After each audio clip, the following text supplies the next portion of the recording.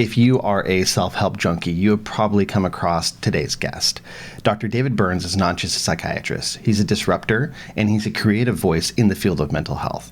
Not only did he help bring cognitive behavioral therapy to the masses, but he's helped millions of people worldwide with depression and anxiety through his books, Feeling Good and Feeling Great. And Beck had some techniques, but they were kind of dry and a little on the boring side. And so I started developing more powerful techniques, more like what I'd seen in psychodrama, and over the years kind of first I wrote Feeling Good, which was classical cognitive therapy.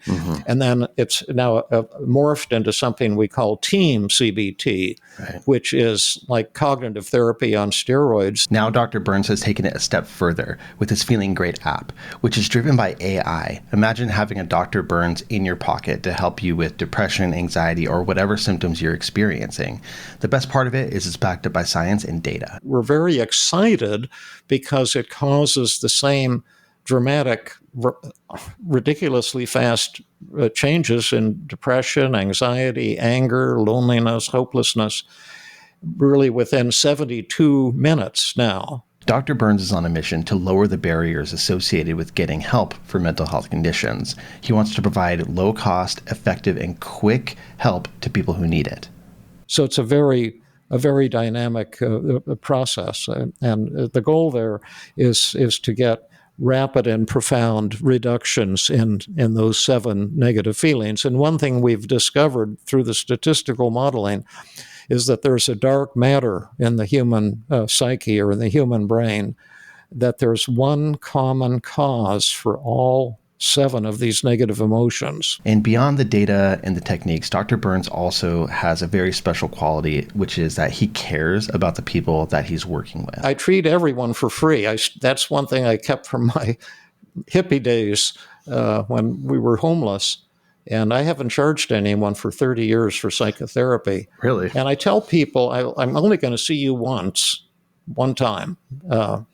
And I'll just sit with you as long as necessary until all your symptoms disappear. And usually I can make that happen.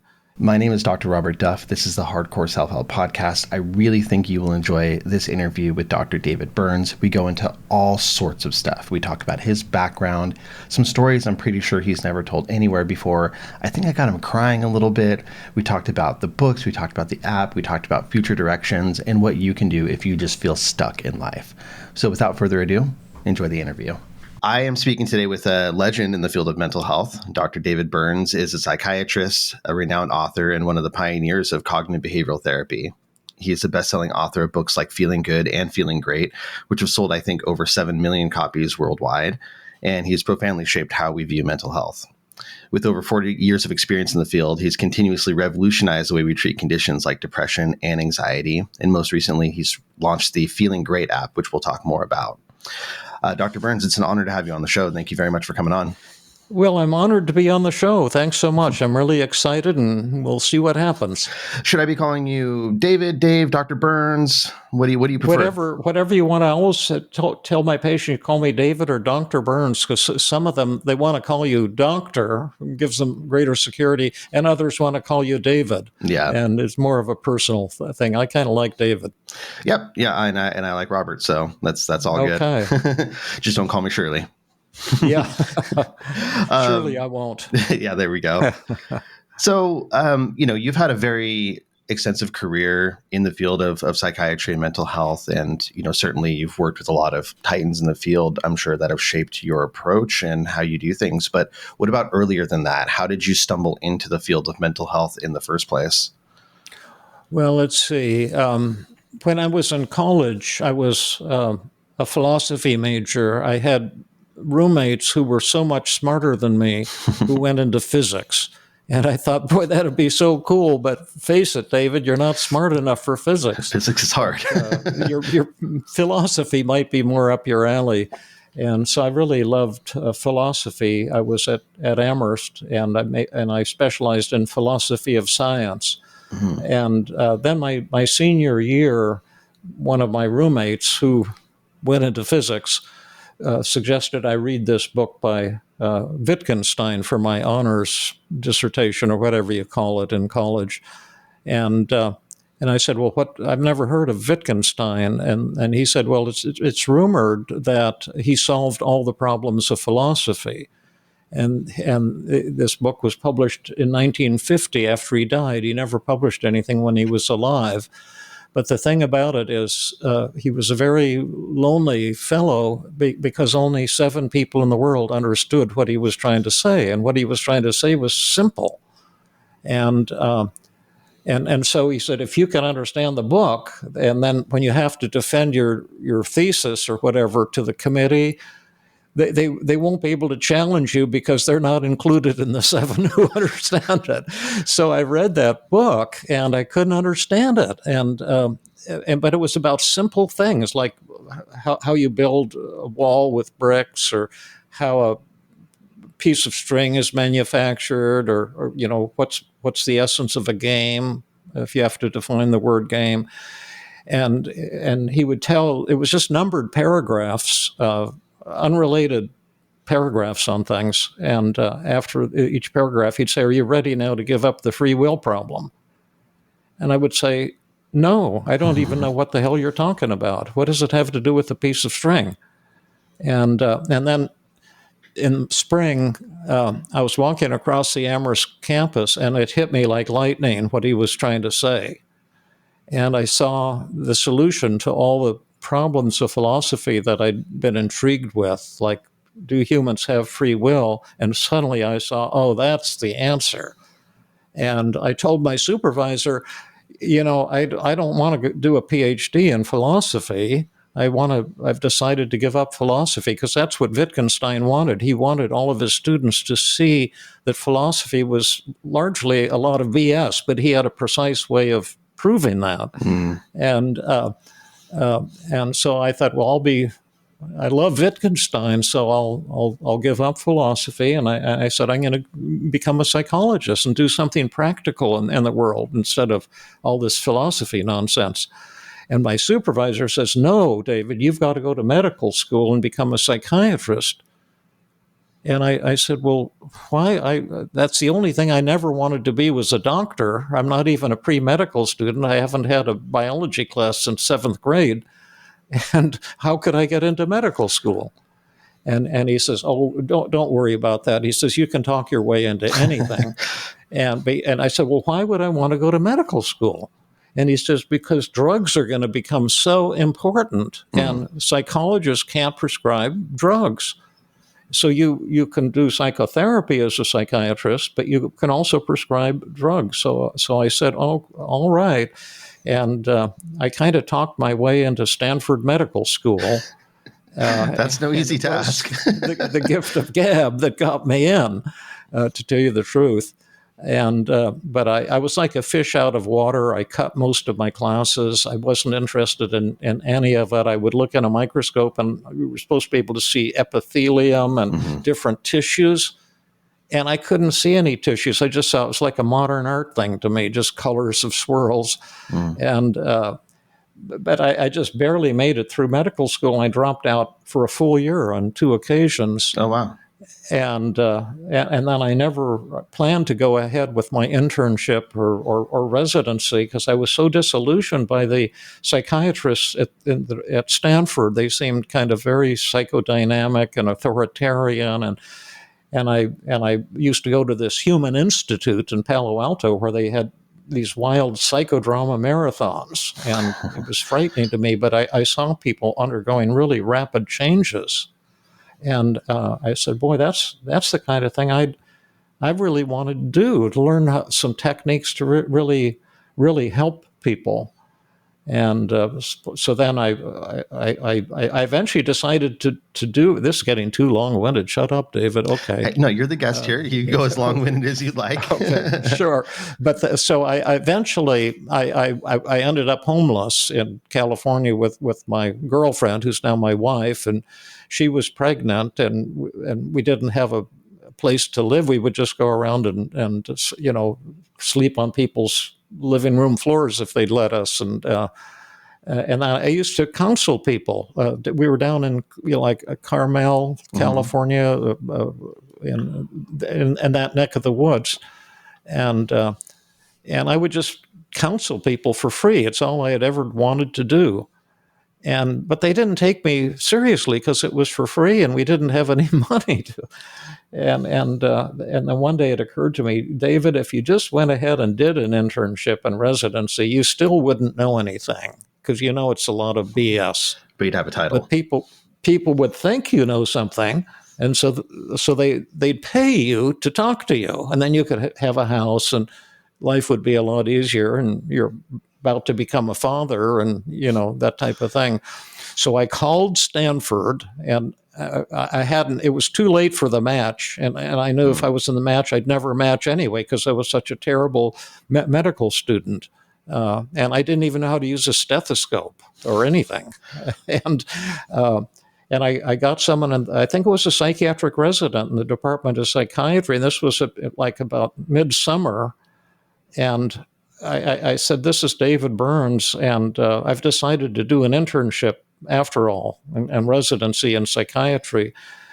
But I know it's too late for the match, but do you know, maybe there's an opening somewhere? And he said, oh, yeah, there's in Highland Hospital in Oakland, California. It's a huge county hospital. And they didn't match one of their positions, or the fellow got sick and had to drop out. And he said they'll take any warm-blooded person who can speak. So I went up there and talked to them, and they accepted me. And it was just a great experience for me. And I went to the other extreme, and I started working like a hornet. And I was so grateful, and I think it was good for me because we had all very poor people who came, primarily horribly sick people. Mm-hmm. The staff were just gifted. They were so kindly and loving, and I just really learned medicine, and I couldn't believe it. I became a real doctor and a good one. And then my second year, the pathologist said, you shouldn't be here at Highland Hospital. And I said, well, why not? I love it here. And she said, you should be in a high-powered academic center. And I said, well, anyone who looks at my medical school record, they would never have me. And she said, well, here, look at this ad. And it was an ad for a research residency position at the University of Pennsylvania. And she said, why don't you apply for this? I said, oh, no one at Stanford. They would just tell them what a loser I was. And she said, well, I'll write you a damn good letter. Mm-hmm. And I bet you'll get in because you're doing fantastic work here at Highland Hospital and you belong in a place like that. So I applied, and sure enough, I got in, and we drove our old VW back to University of Pennsylvania, and I started continued working really hard, 7 days a week, and I started winning awards for my research on brain chemistry and this chemical imbalance theory, and did what my supervisors said. They you talk to people, just say, tell me more, and then you give them these antidepressants. And I never saw a single person recover. Mm. And it was like a sham. And it just bothered me because there's all these people making all kinds of money, but all I ever wanted to do was like what we did in psychodrama, see people go from tears to joy in a matter of, maybe an hour or something like that. And then I heard about Beck's work, and the department chairman said, you ought to check this out if you don't like what you're doing. This is something new. He says that negative thoughts cause depression. I said, oh, that sounds like so much horse shit. Sounds really? Like Norman Vincent Peale. I know my patients have negative thoughts. They say, I'm no good, I'm a loser. But you can't change serious, heavy depression by some changing thinking. And he says, well, why don't you just go to his seminar, for his weekly seminar for a while, and you can try it with some of your most severe patients and satisfy yourself that it's no good. As it'd be kind of like a part of your research, an informal part of your research. I said, sure, I'll do that. And I went, and I started using the techniques with my patients, and they started turning the corner on horrible depression and anxiety. And they kept asking for more and more. And at first, I couldn't understand why they were getting better. And then I began to see this theory really appears to be correct. And and I told my supervisor that I was going to leave the university and go into private practice so I could do cognitive therapy. And he says, "No, you can't do that. You've got a huge grant to develop a brain serotonin research laboratory here at the medical school. You're famous all over the world for your work on brain chemistry." And I says, yeah, but I don't. I know that this chemical imbalance theory, our own work has proven that it's false. It's a fraud. It's not true that depression is due to a chemical imbalance in the brain. So I don't want to waste my life studying that wrong theory. And he kept saying, "Oh, you'll never do research. You're burning bridges. You know, you've got a fantastic career in academic psychiatry." He says, "I'll show you how you can test drugs for drug companies. You'll make millions of dollars on the side." And I said, I don't want to do that either because I've given these. We had Prozac in the 1970s. It was called Lilly 11014. We got everything before they were officially released. And I said, I don't. We have this depression research unit with 30 depressed veterans that were, and I've been there for a year and a half, and it's all the same veterans are there that were there a year and a half. Not a single one of them has recovered. And why would I want to spend my life doing that? So I left the university and stayed on as a voluntary faculty member, and really threw myself into cognitive therapy, and it was just like being in Wonderland or something. And Beck had some techniques, but they were kind of dry and a little on the boring side, and so I started developing more powerful techniques, more like what I'd seen in psychodrama, and over the years kind of first I wrote Feeling Good, which was classical cognitive therapy. And then it's now morphed into something we call T.E.A.M CBT, right, which is like cognitive therapy on steroids. And finally I'm at the place now where I can work with people using gentle but powerful techniques and see dramatic changes. When I work with, I treat everyone for free. That's one thing I kept from my hippie days when we were homeless. And I haven't charged anyone for 30 years for psychotherapy. Really? And I tell people, I'm only going to see you one time. And I'll just sit with you as long as necessary until all your symptoms disappear. And usually I can make that happen if it's depression and anxiety, not if it's a psychosis, but within a single 2-hour session, based on measures at the start and end of the session, see scores go from, on a 0 to 100 scales, like 80, 90, 100 depressed and guilty and ashamed and anxious and hopeless and angry, go down to near 0 or all zeros.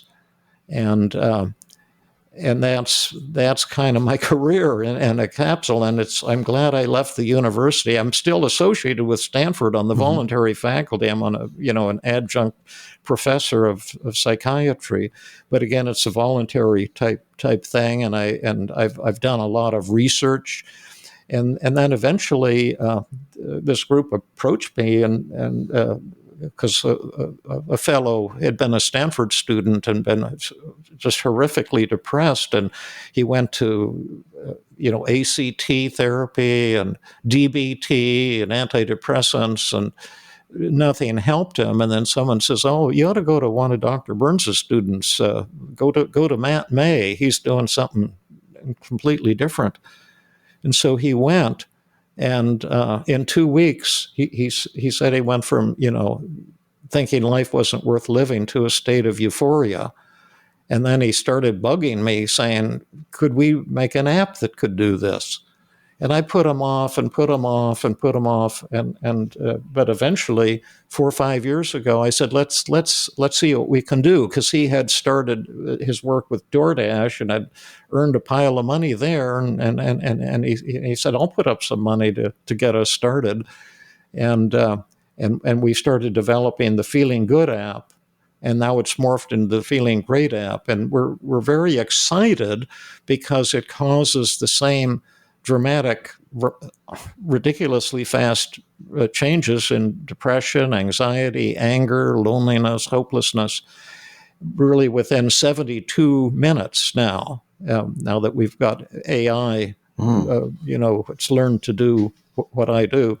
And we're going bankrupt because we don't know how to sell it, and we give it away for free to anyone who can't afford it. It's $99 a year, and we've sold a few hundred subscriptions, but we've got to get into the thousands to survive. So that's what we're trying to do now. That's why I'm so glad to be on your show, to let people know they can go and take a free ride on the Feeling Great app, and then if you like it, it's 27 cents a day, and if you can't afford that, we'll give it to you for free. And but that's my career from start to finish. There you go. We're done. No, thank you for all of that. In listening to you talk about your career all the way through, you're a really interesting mix of a lot of the steps along the way. You were saying, they told me to do this, so I went ahead and did that. And they said, do this, so I went ahead and did that. But at the same time, you had kind of this really strong BS meter and kind of bravery to say, I don't want to do that, though. That's what everyone's saying, but I don't want to do that. Yeah, right. Where does that come from? Have you always been that way since you were young? It's hard to say. My parents, when I was little, said, you're very hard to get along with, and that was true. And great thing to say to your kid. But then at Amherst, the one thing that I really learned at Amherst was critical thinking and how to see through things. And I'm shocked at how naive human beings still are for the most part.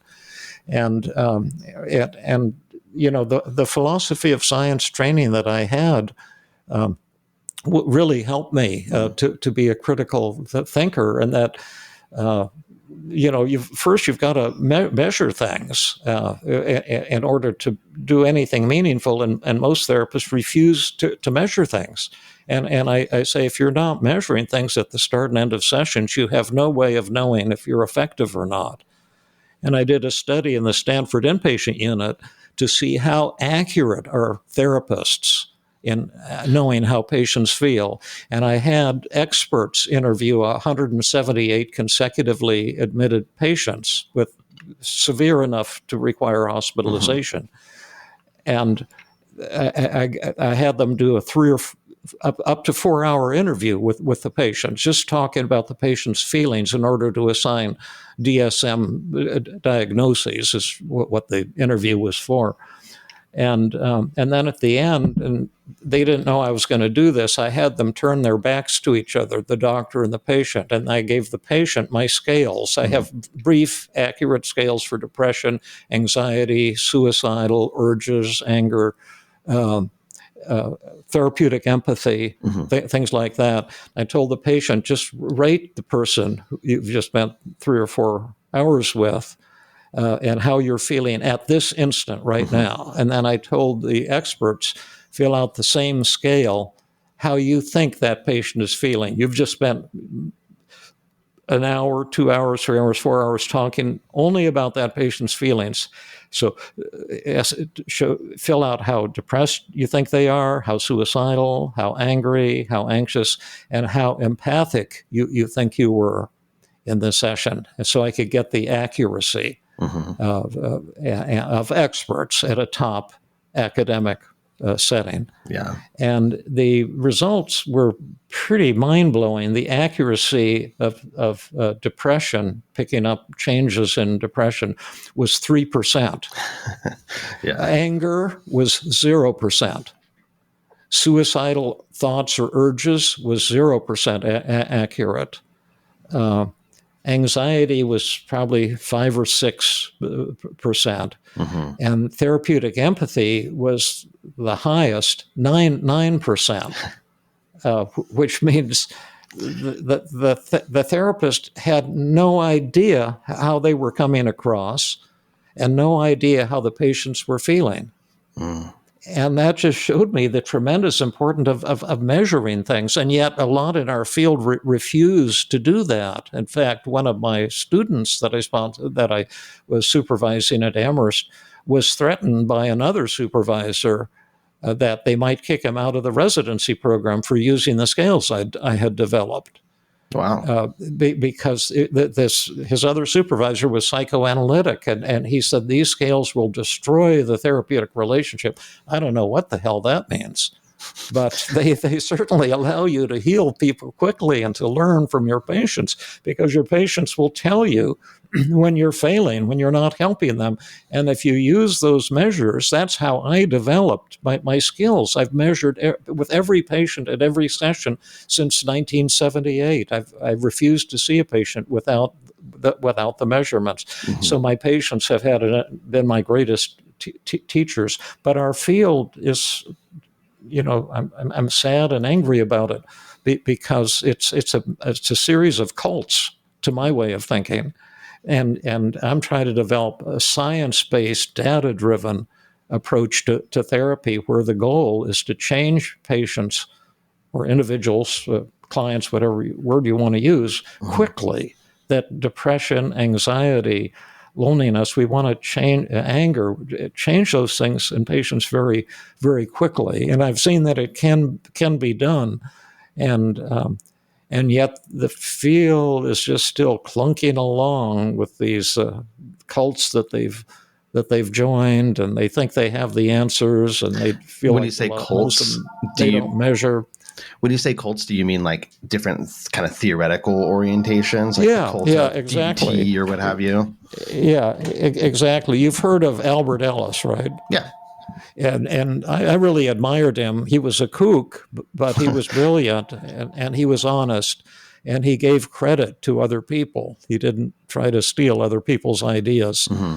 But I didn't know him well, but I once sat next to him at a dinner in his honor. Word got back to him that Dr. Burns is one of your admirers, Al, and he praises you in his workshop. So he was very narcissistic, like I am, and so he loved hearing that I really admired him. Yeah. So they would sit me next to him. And once he was telling me that he knew almost all of the greats of 20th century psychology, Fritz Perls and Carl Rogers and, Jung, I think, and, sure, all of these famous people. And he says, David, that's the way he talked, kind of a New York twang. He says, well, these people are a bunch of sociopaths. And they're just gurus with followers, and they're not honest, and they're just trying to promote themselves. They're not scientists. And when I heard that, it was really shocking to me. But as I thought about it, I came to see that it was really true. The people that I knew who were big name people were, in fact, exactly like that, self-promoting. Cult of personality, sort of. Yeah, that's right. And it's like a religion with a cult leader, and you have to believe the way the cult is, and you're not allowed to challenge anything, and nothing's measured. It's all being claimed, and I think that's what's holding our field back. And the Catholic Church, the early astronomers broke away from the Catholic Church to make an independent, science-based, data-driven field of astrophysics. And look where it is now. It's unbelievable the way it's evolved, and rocketry and understanding the universe. Mental health could be like that too, if we would break away from these cults and go take a new science-based, data-driven approach to psychotherapy, and do research on what really changes people. So that's right. What I'm referring to. But when I say this to academic audiences, a lot of them get pretty angry with me, because they don't like hearing that their psychodynamic therapy or their psychoanalytic therapy or their ACT or their DBT or whatever cult they're in, that it is just a cult, and that they should drop out of that cult and get into science and measuring things and learning how to help people using a wide variety of approaches. Yeah. So there was like a 40-year gap, I think, between your two books, right? Yeah, Between Feeling Good, that's Feeling right. Great.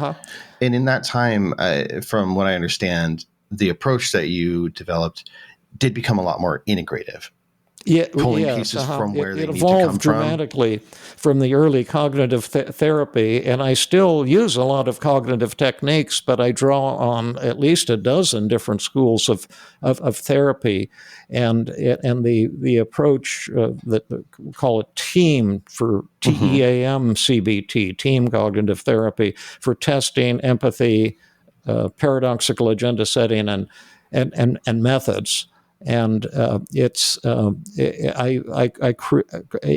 morphed both because of my research that I typically published in psychology journals like Journal of Consulting and Clinical Psychology, and I got certain insights that were tremendously important. And from my clinical work, because in the early days, um, when Beck started out, when I was going to his weekly cognitive therapy seminars, there was only maybe a dozen cognitive therapists in the world, and everyone thought we were quacks. Mm-hmm. And then, I started my practice and treated tremendous numbers of people with cognitive therapy, but um, he was in the Gerard Bank buildings where he set up his clinic on the fifth floor, and I had my office on the third floor, um, and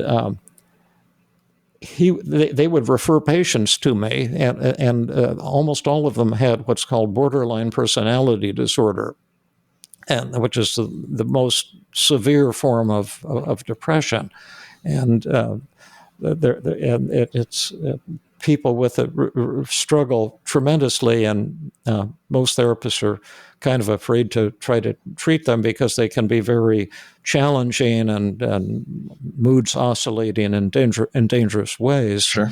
But I thought, well, boy, Beck must think I'm really good because he's sending me all these difficult patients. And then years later, I found out that they sent me all the patients they didn't want in their clinic. Kind of, but because of that, I had such extreme cases, and so I really had to hone my skills Mm-hmm. and develop a lot to find ways of treating the most severe of the most severe, Mm-hmm. and and it was exciting all along the way. But I had to change many things because a lot of people responded quickly to cognitive therapy, but a lot of patients were fighting me and opposing me, and I had to figure out how to help those patients as well. And eventually, what I was doing was so different from Beckian traditional cognitive therapy. I decided to give it a new name. But what I do isn't a new cult or a new school of therapy, but it's more of a structure based on research for how all effective therapy works. Yeah, from what I understand, correct me if I'm wrong, but the kind of M of the approach is methods, right? And so Yeah. it's essentially figuring out what methods are going to be most helpful and applying those, regardless of sort of it's a little bit agnostic in that way. It's like Yeah. regardless Oh, of yeah. the orientation. Absolutely agnostic. The only thing I care about is what works. Yeah. But I had to develop new methods all the time because in the early days my patients were so severe. So I would sometimes create 2 or 3 new techniques every therapy session. And when I found something that worked, I'd say, let me try this with a few more patients. And if 3 or 4 patients were helped by it, I would give it a name Yeah. so I could teach it. And so now there's, I think, roughly 140 techniques that we use, and then there's ways to choose the techniques that are most likely to be helpful, depending on if the patient is struggling with, self-criticism and depression and inadequacy and worthlessness, or if they're having panic attacks or social anxiety, or if they're having a marital or relationship problem or a habit or addiction, that the approach is, quite different from depending on what the target is. But the key to it, in the early days, you see, Beck thought everything was cognitions, negative thoughts, self-defeating beliefs, and I remember I was once at a meeting in the psychology department at Penn, and one of the psychologists said, cognition, that's all well and good, but it doesn't motivation come in, doesn't resistance play a role? And I thought, boy, this guy is stupid. He's so old-fashioned. And then over the years, I came to see that was absolutely right. And began to work on reducing resistance in my patients, and that's what really transformed the therapy into something that is revolutionary, I think. And we've also been able to train the AI in our app to do that as well, to reduce the resistance of people who come to the app, and then we've got all of these methods to help them change the way they're beating up on themselves. Yeah. Can you talk more about the resistance piece, like what that actually means and how you work with that? Yeah, because that's been totally unexpected, the direction that has taken, and it's been the most unique aspect of my work, I think, although everything in T.E.A.M is pretty different from the original cognitive therapy, pretty radically different. But if you ask most mental health professionals, do some patients resist recovery? They'll say, oh, yes, absolutely. In fact, Freud spent his whole career trying to understand resistance and find a way to overcome it. And then, well, why do you think patients, might resist recovery from depression? And there's all these negative ways of looking at it. Oh, they like to feel sorry for themselves, or they're trying to get attention that way. And those formulations are kind of cruel, and they're like put downs. It's viewing the patient as a kind of a self-centered, pouty child, and maybe reflects the frustration of therapists more than the reality of the patients. But what I've learned is that the resistance comes from the exact opposite direction. Let me see if I can give you an example that the patients cling to depression and anxiety and shame and guilt and loneliness and hopelessness and anger and all negative feelings, not because of what's defective about them, but what's most beautiful and awesome about them. And it's the exact opposite direction that the field has gone in. The DSM is all disorder-based. You have mental disorders, and you have to go and get fixed by somebody. And I'll give you an example. I recently treated a woman who was a psychiatrist, and she was in a state of extreme anxiety because essentially of her perfectionism. She treats anxiety, specializes in short-term treatment of anxiety, but she had 2 patients she was stuck with, and all the rest are doing really great. And she tried and couldn't break anything open with these 2 patients, and she started beating up on herself and saying, I'm a fraud and a failure. I have no right to charge people money. I need to get a new career, or I'm not smart enough to be a psychiatrist. And she was to the point where she couldn't sleep at night, was, and just sure she was terribly defective. And after empathizing at the beginning of the session, I always empathize, and I ask the patient, what grade am I getting on empathy? And I don't stop the empathy phase until I get an A.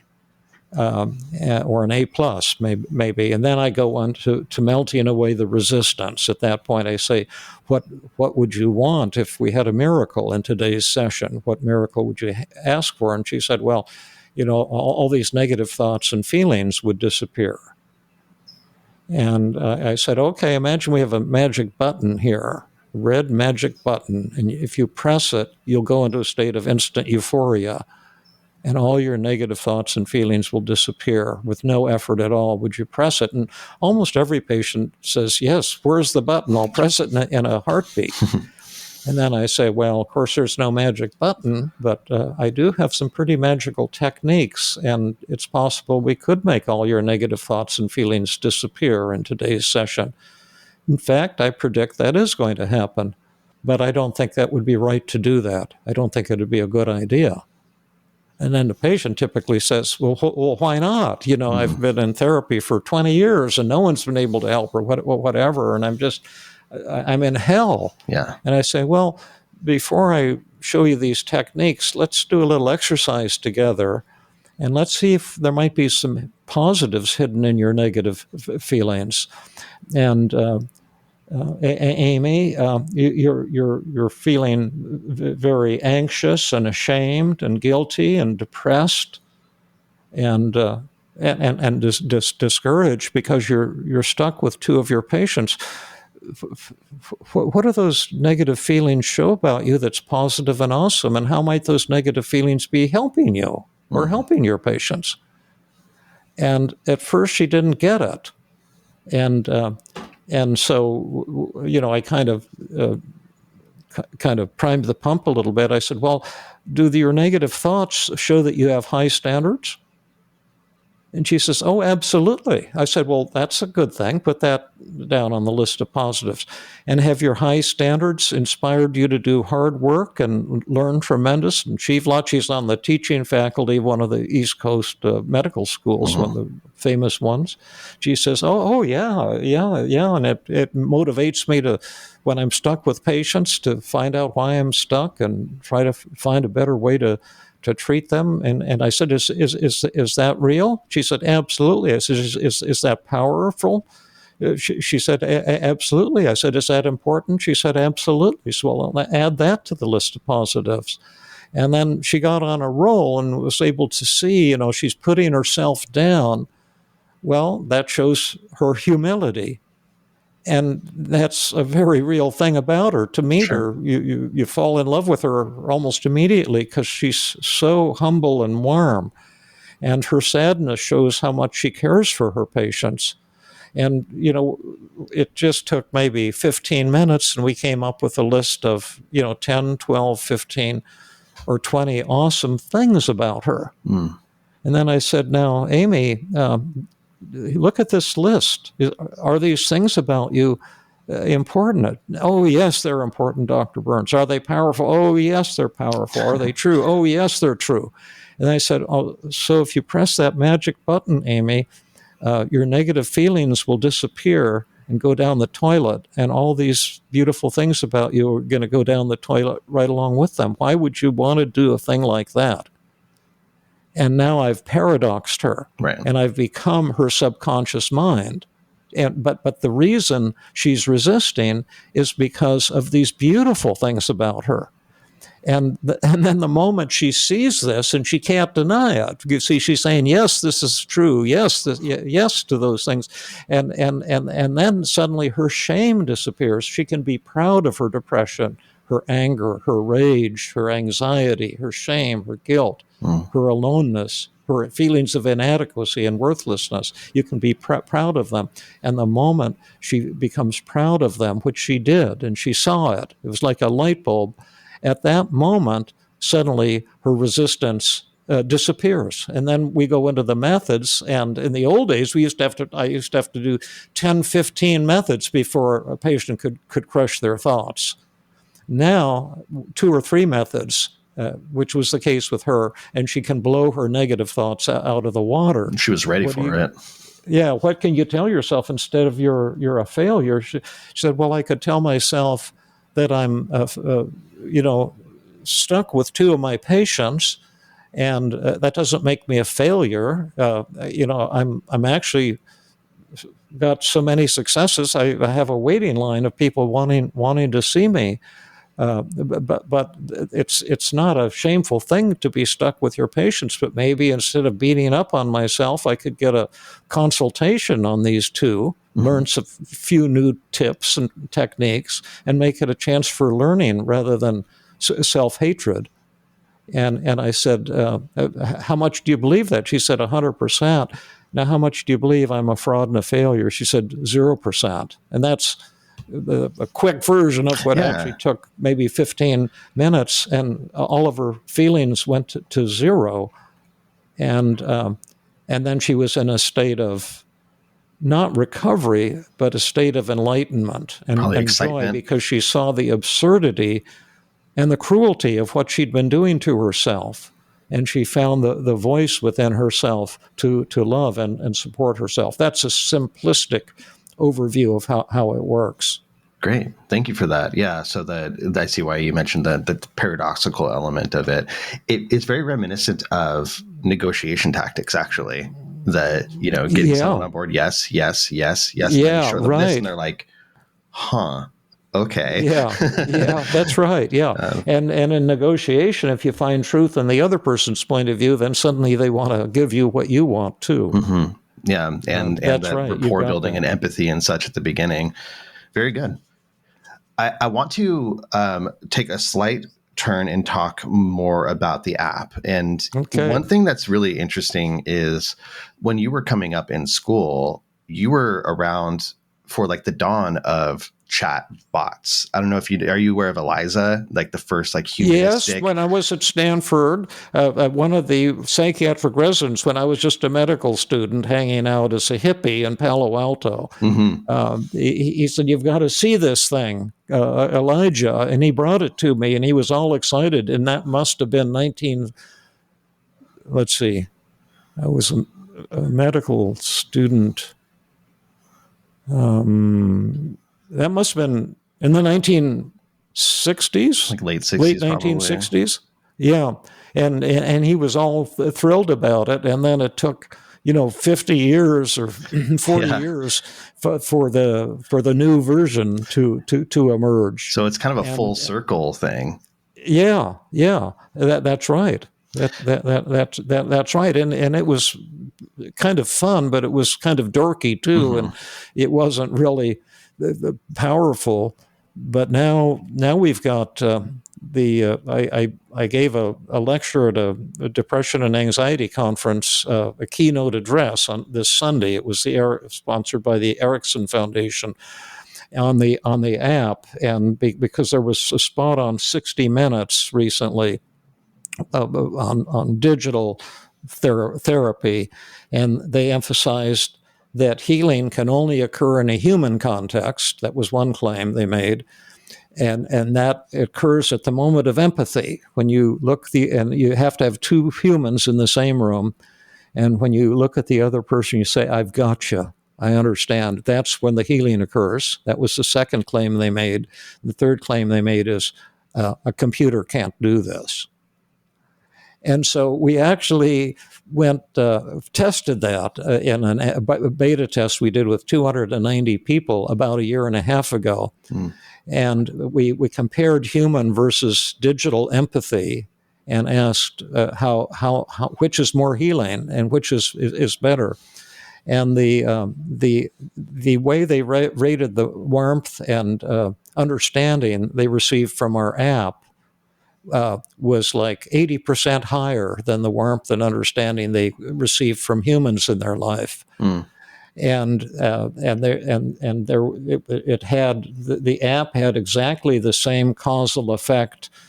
The app's empathy had the same causal effect from a mathematical point of view as human empathy. The causal coefficient was exactly the same. There was no significant differences, but the only difference was that the human empathy was so poor that the amount of reduction in negative feelings was tiny.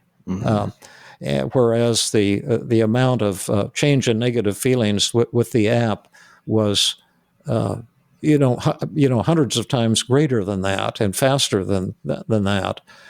But the empathy, it was not the major healing factor in the app, but it is amazingly empathic, and it's heartwarming to see how kind and insightful our newest version, the Feeling Great app, is. One of our technicians who's helping with the AI, he joined our team, Jason Mino, because he has had very severe diabetes since he's been a child, type 1 diabetes, and he has been horrifically depressed and at the verge of suicide and throughout his life, and that's why he wanted to join our team, because he was a beta tester and said this is something that's helping me. And now he's become this, not only a great friend, but he's programming our AI and doing an amazing job. But he always tested on it himself to see if it's credible. And I remember he was telling the AI that he was sad, and the AI asked him, well, why is that? And Jason, he's a single guy, and but a very warm and really awesome person. And he said, because I love my cat so much, and my cat is 11 years old, and one of these days I'm afraid she's going to die, and I'm going to lose her. And he was on the verge of tears. And then the app said, "Oh, I understand what you're saying.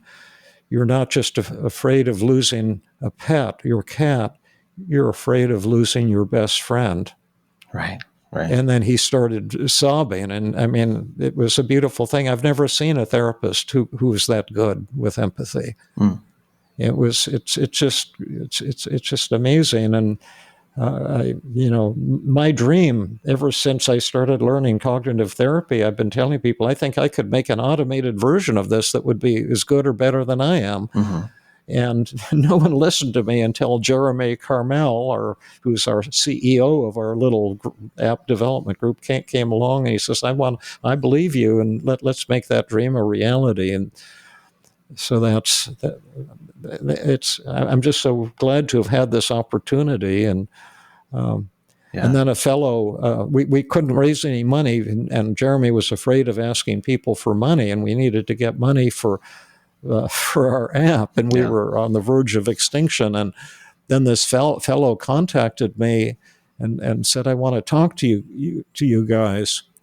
And I didn't know who he was, but he said he'd been to one of my intensive conferences that I used to put on once a year. We've started it up again. It's a 4-day conference for mental health professionals. We call it the Intensive. And he said, I was at your intensive, and I saw you working miracles with people. And I'm a venture capitalist, and I want to invest in your company and see if we can make this happen. Because if we can, it's going to change the world. So he's with us now. In fact, we have a board meeting tomorrow. So nice. we hope he won't scold us. We have to tell him what we're doing and stuff. But that's how the app came into existence. And then Jeremy was able to hire 3 engineers to do the programming, and I've been dictating classes and lessons, and Jason's been doing the AI. So it's really coming along. And I'm thinking, what is this going to be like in 100 years? Because already people can make greater gains in 72 minutes, the first 72 minutes with the app, than if you see in outcome studies with traditional cognitive therapy or antidepressants lasting 6 months, 9 months, a year, 2 years, people will maybe have a 50% reduction in depression. Well, we're seeing greater than that in 72 minutes, and plus 6 other negative feelings at the same time. So I think there's remarkably power. I don't think an app is ever going to replace human beings or always be a place for the human connection and human therapist. Sure. But I think a human therapist who combines the app, the Feeling Great app, with their face-to-face therapy will be a fantastic combination that will be like nothing the world's ever seen before. Well, one of the worst things about therapy as it stands is you meet with somebody for 50 minutes, once a week at most, usually. And, that opportunity for change is very narrow. What about the rest of the time? Right. Oh, And yeah, the barrier to absolutely. entry for what you're talking about is so low. That's really great. Yeah. Yeah, that's right, and I, that once a week therapy has never made sense. There's never any research about it. That's why I do 2 hour sessions, Mm-hmm. because I can complete a course of treatment in 2 hours most of the time. And you do it for But free, so you don't have to worry about insurance. yeah, that's why I give a money back guarantee, a Yeah. lifetime money back guarantee of my work. Uh, and then I tell people, if you ever have a relapse you can't handle, just come on back. I'll give you a tune up. And I hope you relapse like crazy. And they say, well, why is that, Dr. Burns? I said, because I'm just getting to know you and like you. And if you don't relapse, I'll never see you again. And that makes me really sad. So please try to have some problems you can't solve. But most of them, I never see them again. And it's sad. Because I just love working with people and seeing somebody go from tears to laughter and joy. It's like nothing else I can imagine. That people have often says, "Well, how about empathy fatigue? Don't you get empathy fatigue, Dr. Burns?" And I said, "There's no such thing as empathy fatigue. Other people can't make you unhappy. Your thoughts create all of your emotions." I used to see 17 patients on Wednesdays for full sessions, and they were, every one of them was severely depressed, and it was my happiest day of the week. Wow. Because it was just getting higher and higher as the day evolved, because I was telling myself I have something to give to this patient, to help this patient change his or her or their life. And but empathy fatigue comes when you're giving yourself negative messages and you're angry or you're upset about something, and you're not having that warm, healing relationship. How are you doing for time right now? I'm doing good. Okay. I'm a talker. No, that's great. I wanted to keep talking for a bit, but if we need to wrap it up, I can move that way. No, let's keep going. I love your questions. I can give little short answers too if you like. Get more questions. Everything's going smoothly. I just wanted to make sure I'm, respecting your time. Thank you. No, I'm enjoying it. I just love talking to you, and this is another kind of dream for me, is to be able to talk and have people hear about my life and my career and what I've developed that might change their life. You're in your 80s now, right? Yeah, I'm going to be 82 day after tomorrow. Wild. That sneaks up on you. Yeah. So obviously, just mathematically, you're closer to the end of your career than you are to the start of it. Is this part of your legacy, the app and moving things in this direction? That's what I'm hoping, and also I'm hoping we'll be able to keep the podcasts alive. A lot of people have listened to all 400 podcasts. In fact, the majority of our audience have been there since they've gone from the very start. And then in my books, and I am kind of focusing on my legacy, but also I would say this has been my most productive and creative phase of my life. And I'm learning all the time on many different levels. I've always worked as a lone wolf for most of my life because, as my parents said, I'm hard to get along with. And so being on an app team with other people, there's a lot of fights that come up, and we're all flawed and sometimes get annoyed with each other and have to learn humility and warmth and hearing where the other person is coming from. And so I've been learning a lot on that level, as well as I get all kinds of data from the app. I get hundreds of thousands of data points, and then I model them with mathematical models. And so I have tremendous opportunities for research and discovery. and it's kind of like being in heaven, except it's exhausting, and there's a lot of sleepless nights when you're upset about something or upset with somebody or not understanding something. But I'm very grateful that for what Jeremy has made happen to create the Feeling Great Corporation, and to have some really caring investors who are making it possible for us to hire people who we need to get things done. And I don't know anything about business, and my main thing is just to create classes and lessons and help with the development of the AI to make our AI tool as powerful as possible. And if it's the way it appears to be, and if we can, get some people to want to buy the app, so we can pay our bills and survive and prosper. There's just so much more we want to do with the app, and just make it cooler and more awesome all the time, more powerful, more effective. We're working right now on why people relapse, or the negative thoughts and feelings come back for all of us. No one can be happy all the time. And what are the factors that bring on these relapses, and what can we do to make those relapses short and mild rather than prolonged and serious and painful? There's just a lot of opportunities, but I think the field is still pretty backward.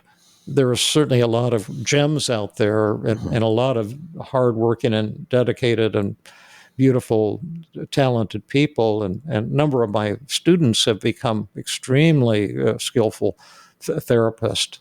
But it's hard for therapists to learn therapy and to become good or even great therapists.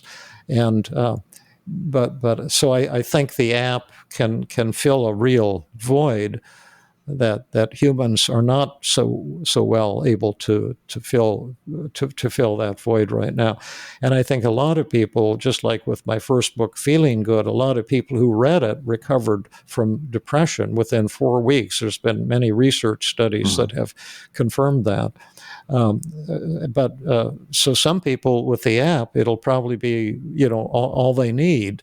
But other people will need more. Will have more severe, more refractory problems. Will need a human to make it a teamwork. And you can go to your human once a week and have a great empathic dialogue and keep track of your progress. And then you got David here in your hand 24 hours a day. All the rest of the time you can have a tune-up at 3 a.m. if you want, and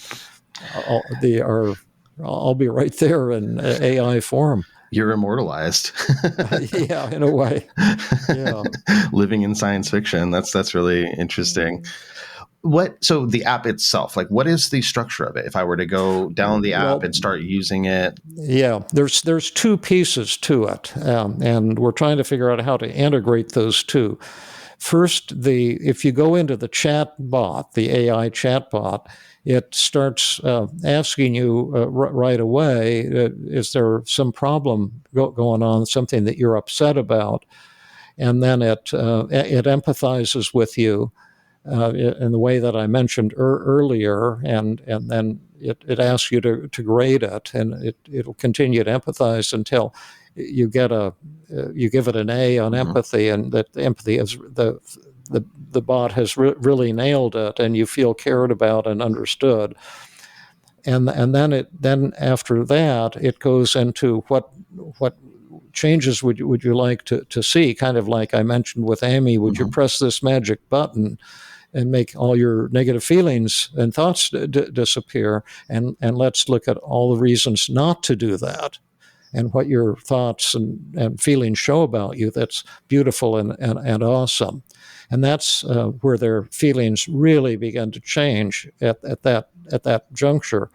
And then once that resistance is melted away, then we go into methods, and the bot can role play with you. Like, I developed this really powerful technique called externalization of voices.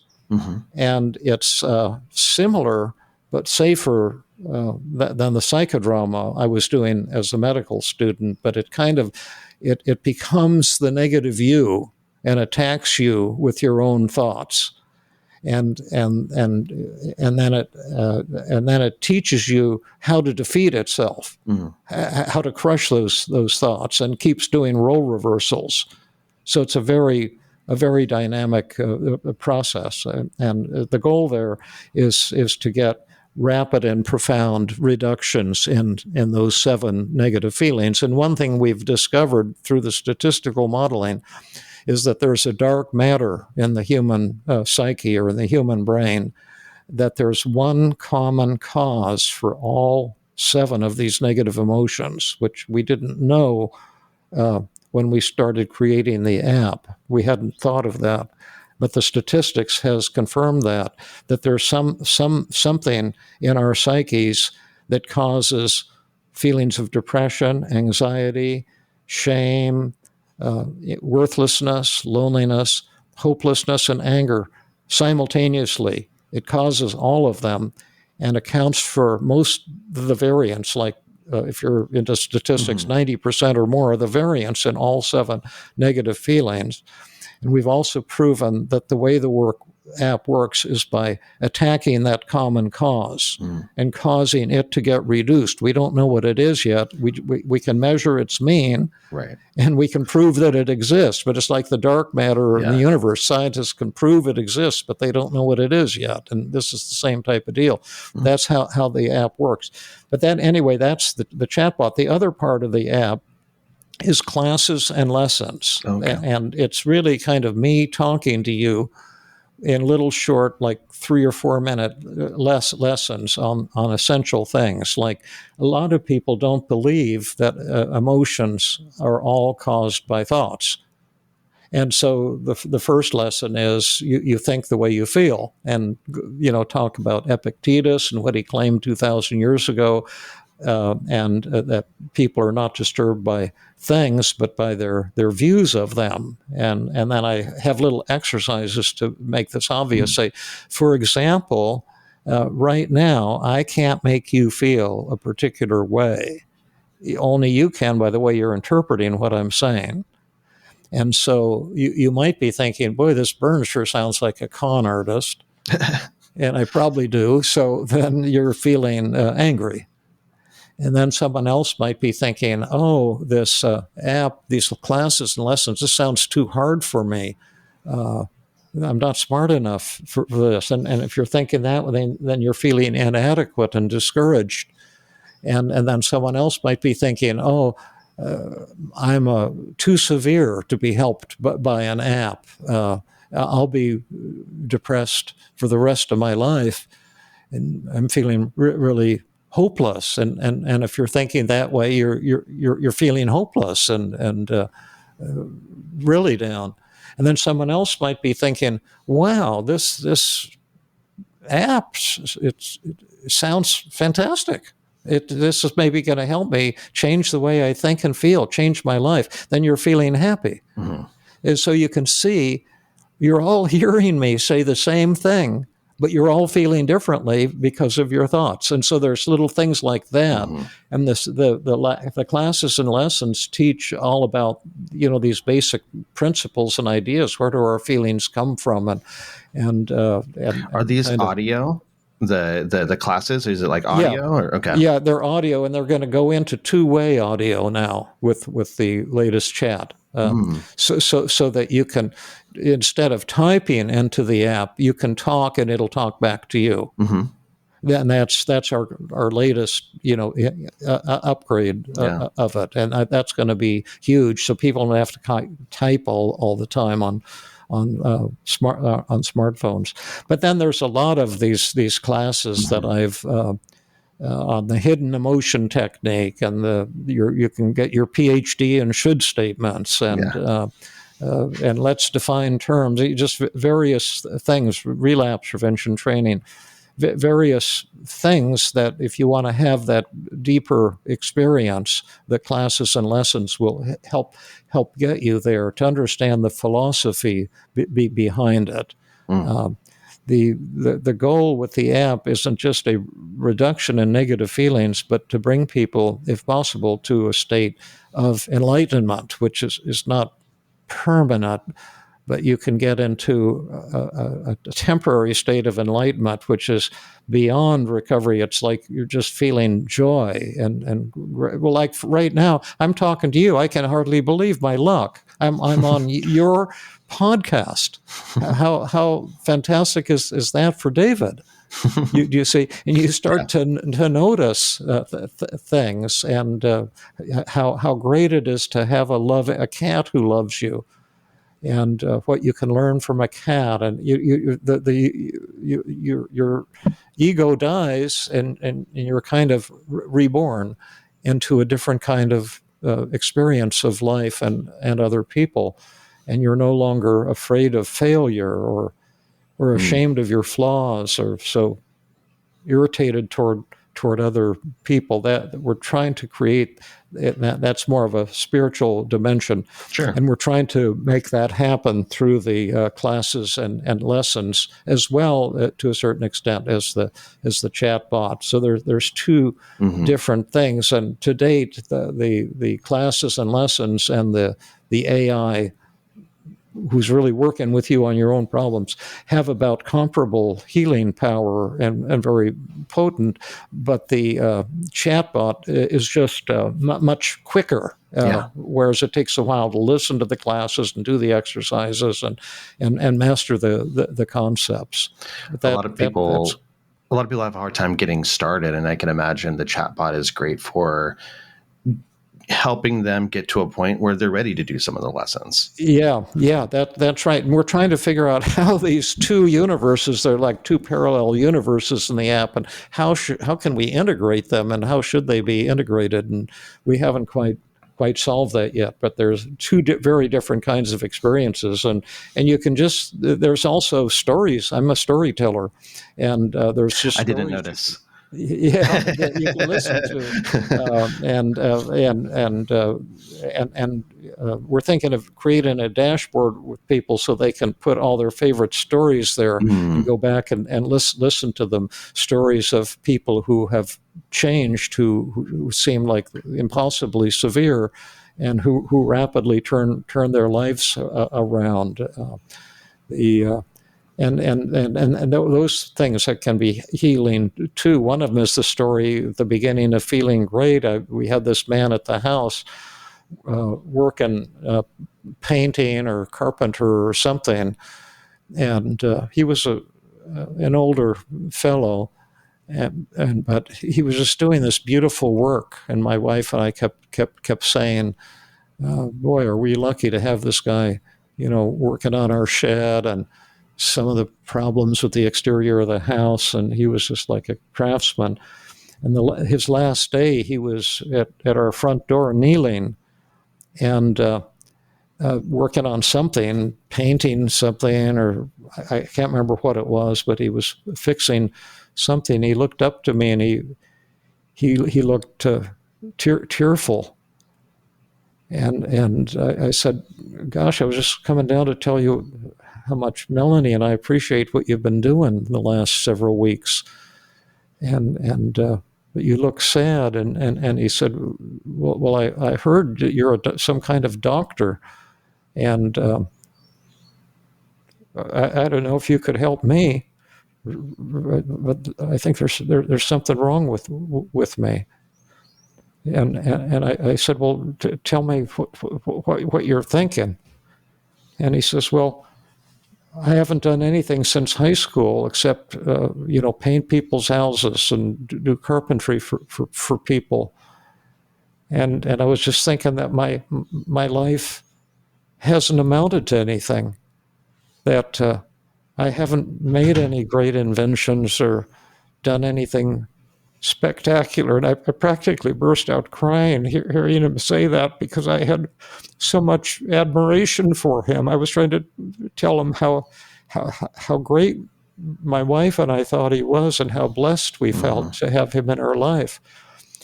And then I said to him, "Well, it sounds to me like you're really, really depressed, and I'm so sad to hear that. But if you'd like, I would try a technique with you. It might not help. I have so many techniques, but we could try just a little quick experiment here. And I said, it's called the double standard technique. A lot of us are really hard on ourselves when we wouldn't be hard on others. So suppose I was a kind of a colleague of yours, and I'm just like you, like an identical twin. And I've been painting people's houses since I left high school. And now I'm getting older, and it's getting time to retire, and I'm saying that my life hasn't amounted to anything. What would you say to me? Would you talk to me the way you're talking to yourself and say, your life hasn't amounted to anything? And he said, oh, yes, I sure would. I said, okay, tell that to me. I'm your friend. Tell me your life hasn't amounted to anything. All you have done is paint people's houses.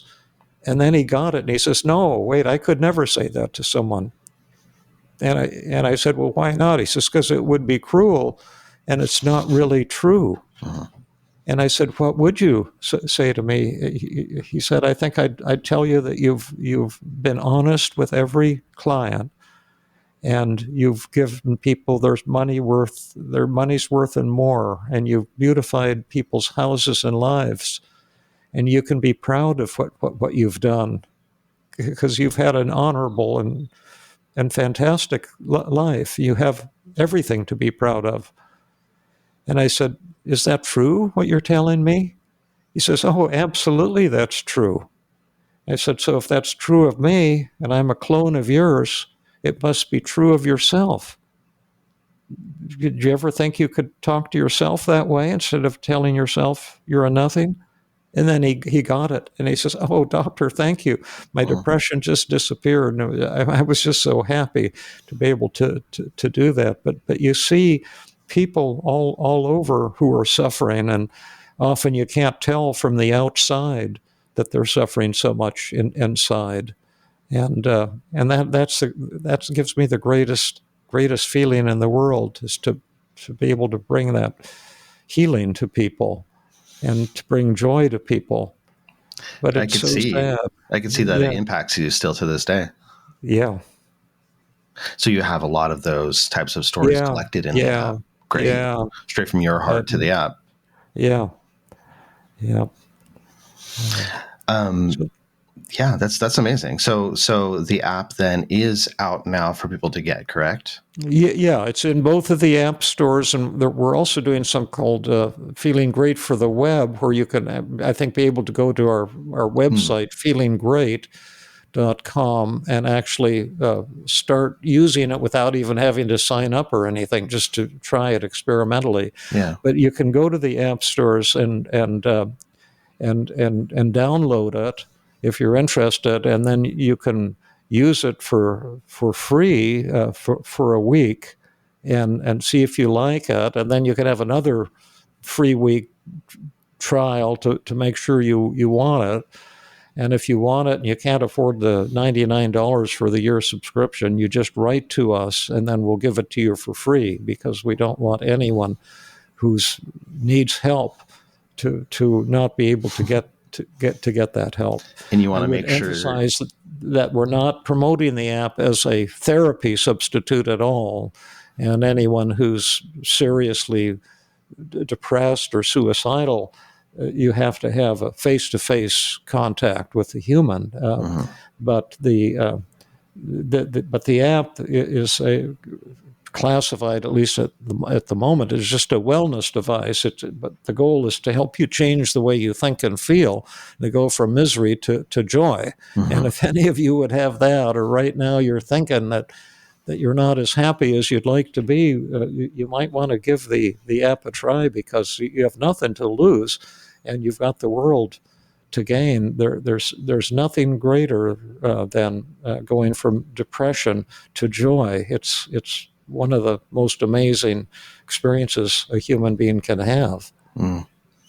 I'm really excited to check it out. I have to say, you're great at not making money because you have the free option and a free trial, which is probably going to be as effective as most people need, and they won't need it after a week.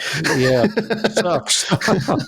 But hopefully the universe will allow us to survive and prosper, because we still have a lot of development to do and a lot of exciting things to add to the app. This is just the beginning of a Yeah. revolution. Yeah. You must be excited for the potential here. Yeah, that's right. It's been totally great talking to you. I really, really, appreciate your time. Aside from the app, is there anything else you want to point people toward that you would have them check out? Well, I have a Feeling Good podcast once a week with my co-host Rhonda Borofsky. A lot of people love that. You can find that on my website, which is feelinggood.com, as opposed to feelinggreat.com. And we're publishing the podcasts on video now, Nice. on YouTube. And a lot of people like that. And there's a lot of my website, feelinggood.com, is mainly free resources for people. My books are often very helpful for people. They're not expensive. Even the original, my first book, Feeling Good, was published in 1980. It's still helping tremendous numbers of people. And the new one, Feeling Great, just came out in paperback about a week ago. And there's free classes on my website: a free depression class, a free anxiety class, a free relationship class. There's just a lot of free stuff there, because ever since my post medical school days, I've been into free. I think it'd be great for people to get the help you need for free, and that's what I've been trying to make happen. Yeah. Is there anything else, lastly, that you would like to say just to the people that are listening, especially those that are stuck? Yeah, the one thing early in my career, I had a mentor for a while, Aaron Beck, and I asked him early in my career, Dr. Beck, all these people are coming to me. They tell me they're hopeless and worthless human beings, and sometimes I get to thinking maybe they're right. And what do you do when you have someone who's really is worthless and hopeless? And he says, David, that's a decision for you to make. He says, I made my decision a long time ago. I've never bought into the idea that any human being is worthless or hopeless. They're just meaningless constructs. And I believe that everyone can be helped. And that assumption has always paid off for me. And I said, well, I'm going to make that same assumption. And it's always paid off for me, too. And so if you're listening, you may think I am a con artist, or, people are saying, oh, you can do this, you can do that. You're thinking that's a lot of bullshit. And, I know I'm worthless. I know I'm not smart. I know I'm not good. And the fact is, you can change the way you think and feel. And you really owe it to yourself to feel good. And you don't ever buy into the idea that you're hopeless, because it's the world's oldest con. It's the cruelest con, and it's never true. It's never valid. I've had over 40,000 hours working with people with the most severe depression and anxiety you can imagine, and it is possible to break out of these horrible hypnotic, depressive kind of states, trances almost like, or an anger trance, or an anxiety, or a panic trance, a shyness trance. It's possible to dramatically change your life. And so don't give up on it, and check out some of the things I'm mentioning, because you can check them out for free. They're not entirely free, though, because they're going to take some effort on your part. That's the one price you're going to have to pay. Beautiful. David, thank you so much for talking to me. Thank you so much. Maybe we'll do it again sometime. It was a great hour and a half for me.